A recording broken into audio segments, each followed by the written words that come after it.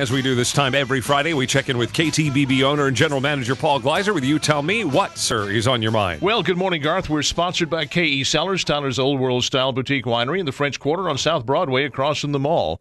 A quick trip through the You Tell Me user's manual before we get started. This feature's not a lecture, it's a conversation. It's incomplete without your voice. That's why we made it so easy for you to join in and to invite friends. Just go to ktbb.com/youtellme. You'll find all the necessary tools. You can share these posts via email, Facebook, and Twitter. You can subscribe so that you're among the very first to know when we posted something new. You can download this feature as a podcast via iTunes. And of course, and really most important, you can post your comments. This feature is at its best when the conversation is running both ways. That's why we call it You Tell Me. 3 days after Christmas in 1975, the Dallas Cowboys were faced with ending their season by losing the NFC divisional playoff game. The 10-4 Cowboys were playing the 12-2 Minnesota Vikings. Down by 4 with the ball on their own 15-yard line and a minute 51 left on the clock, Roger Staubach mounted a 9-play drive to get to midfield. With 24 seconds left and no timeouts, Staubach took the snap in the shotgun, pump-faked left, and then turned right to fire a desperation pass to Drew Pearson. Vikings cornerback Nate Wright lost his footing as Pearson trapped the pass against his right hip at the 5-yard line and went into the end zone backwards. The point after was good, and the Cowboys won the game 17-14. The Cowboys would go on to play Pittsburgh in Super Bowl X, becoming the first team to win the chip to play for the championship from the wild card. Following the game in Minnesota, Staubach said to reporters, "I closed my eyes and said a Hail Mary." From thence came the term Hail Mary pass, now a commonly used metaphor that means taking one last desperation shot in the face of all but certain doom. Tuesday's election is the GOP's Hail Mary. It represents the Republican Party's last chance to prove that it is capable of governing. The game, meaning in this case the United States of America, is on the line. Time is nearly out, and we're trailing on the scoreboard.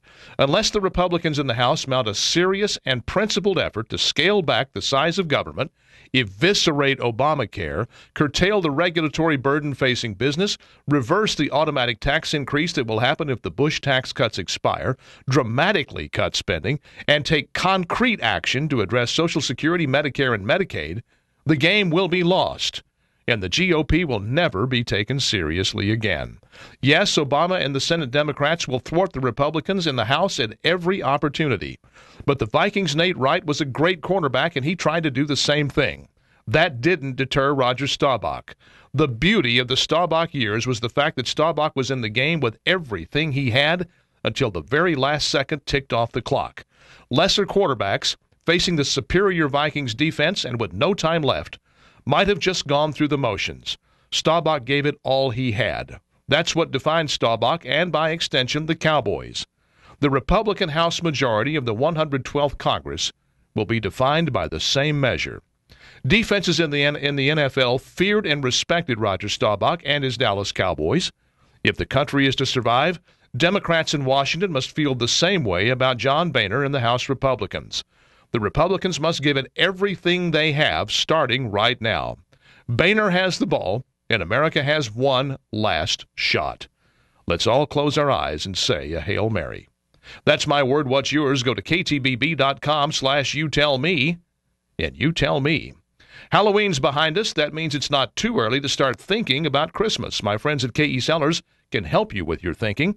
Visit KE Cellars today and ask to try any of the wines in their collection. When you find the one or ones that you like, ask KE Cellars to private label them for you for holiday gift giving.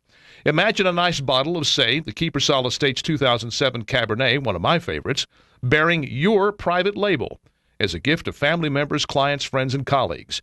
KE Cellars can make it happen. For as little as $3 additional per bottle, you can give a gift that will be truly unique, well-remembered, and well-enjoyed. KE Cellars private label wines are just one of the reasons that KE Cellars has been such a great addition to Tyler and East Texas. All of these things are possible because KE Cellars is a working winery with a tasting bar. Try any wine in the KE Cellars collection before you buy it. You will never be disappointed. KE Cellars, Tyler's Old World Style Boutique Winery in the French Quarter on South Broadway across from the mall, and online at KECellars.com.